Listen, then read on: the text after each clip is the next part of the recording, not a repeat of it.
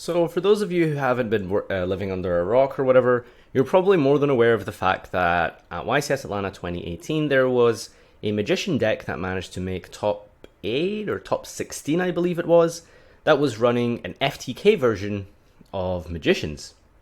So, FTK magicians, alright. Now, just to set the premise for those of you who are unaware, the FTK involves you instant fusioning for Nightingale, and then I think you link it away or something.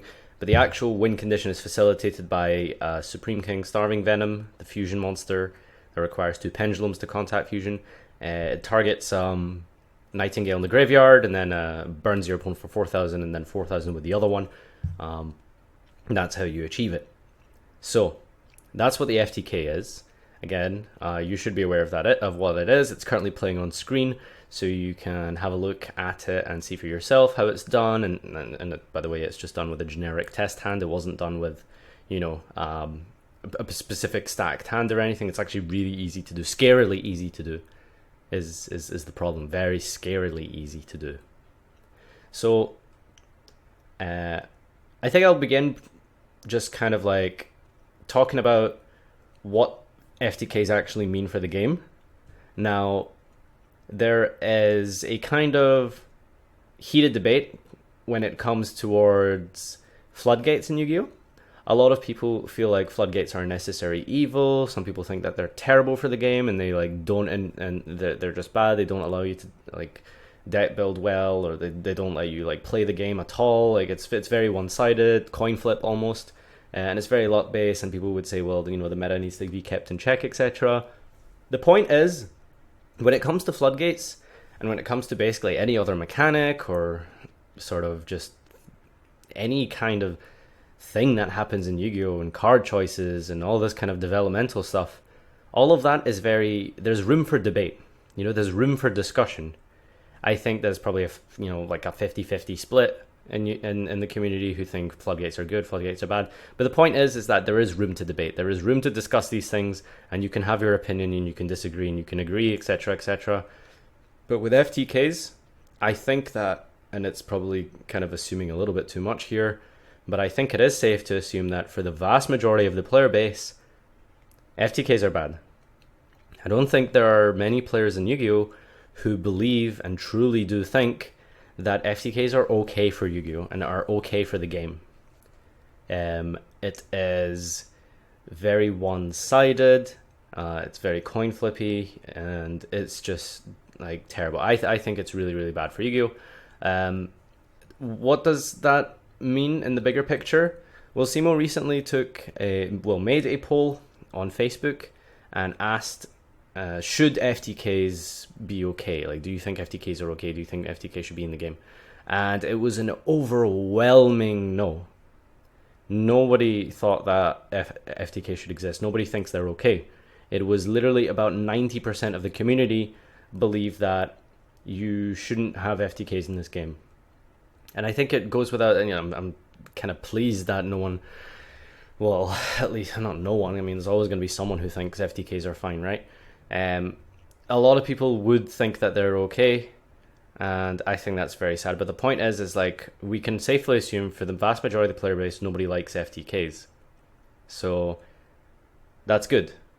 So I'm not really sure how Konami perceive it and how they get feedback from their players with regards to things like this, other than just simply talking to them at events. But I think it's very safe to assume that they probably feel the same as well. And that's kind of evidenced by the fact that they preemptively hit FTKs in the past. Very recently, actually, I think they hit Tyrant Neptune and Grand Soil or something as well. So they're very much aware of how FTKs work, and they're very much aware of how it's going to affect the format and what it does for the game, and how it's going to impact the overall meta. So good. They're doing the jobs. That's really awesome. Now, I personally believe that there's kind of two sides of what's happened here with this Magician FTK. There's two possibilities. So the first possibility is that they knew that this was in the game, and they knew that it was possible, and it was able to be done, etc., etc., and they let it go through. if they did let it go through, and they just didn't preemptively hit Nightingale, then I think that it's very mixed messages being sent to the player base. Are they telling us that FTKs are okay sometimes, but not all the time? You know, like, are they going to let Mass Driver Frog FTK be a thing? Are they going to let Nightingale be a thing?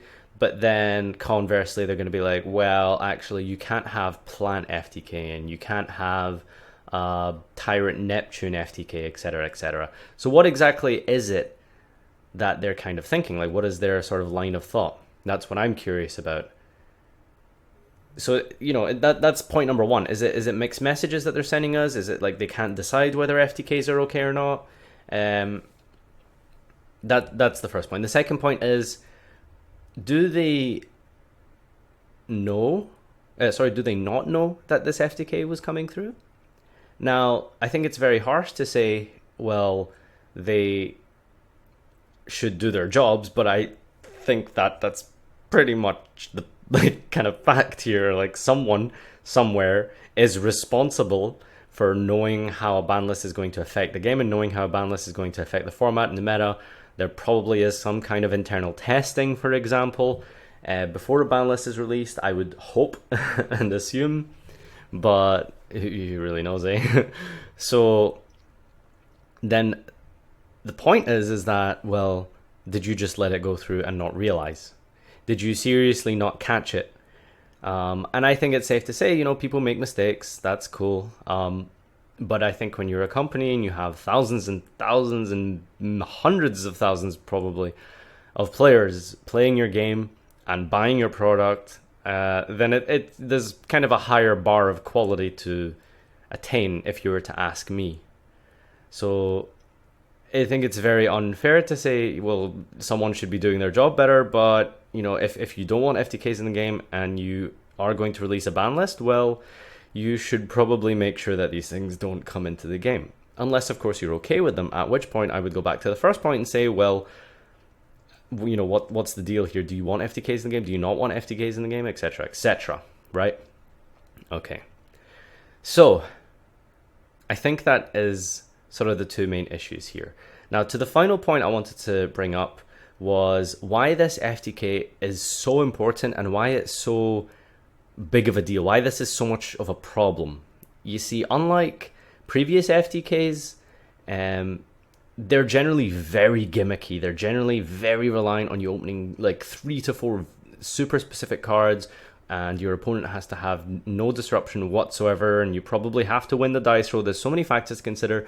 Many FTKs have existed in the past and have just never done anything whatsoever because, well, you know, they're just so inconsistent.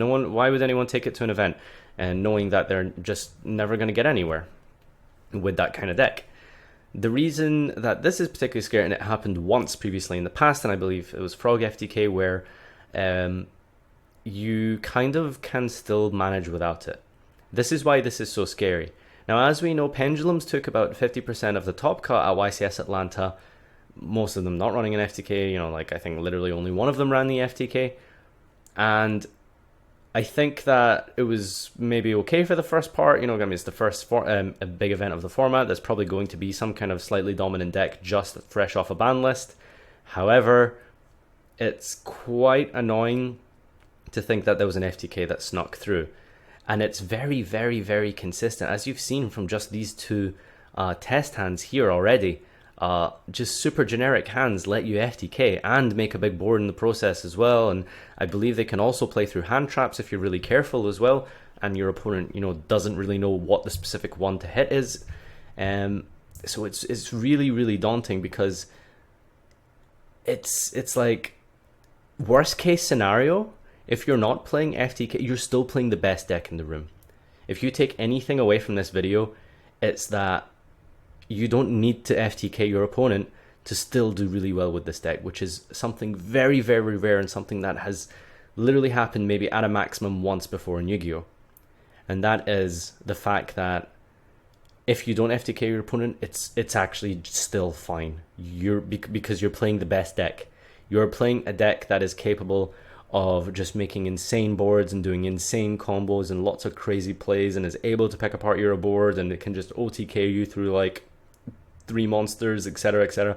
There's just so many different things that you can do in your deck to like win the duel, and you don't even need to FTK. I think this is why this one is so terrifying. So that's really, if you were to take the main point away from this video, is that if I don't FTK my opponent, I can still make crazy boards and stuff. You know, all I need to do is throw in 1 or 2 extra cards in my deck, which aren't even that bad, really. Instant Fusion's a decent card. I'm sure you can probably find some ways to like make that a bit better in Magician, even if you're not FTKing. So yeah, scary stuff, and I think it's a major problem. It has to be addressed immediately. There needs to be an immediate response to this from Canada, in my opinion. But let me know what you think down below. How do you feel about FTKs? How do you feel about this version? And comment, like, and subscribe, and I'll see you next time.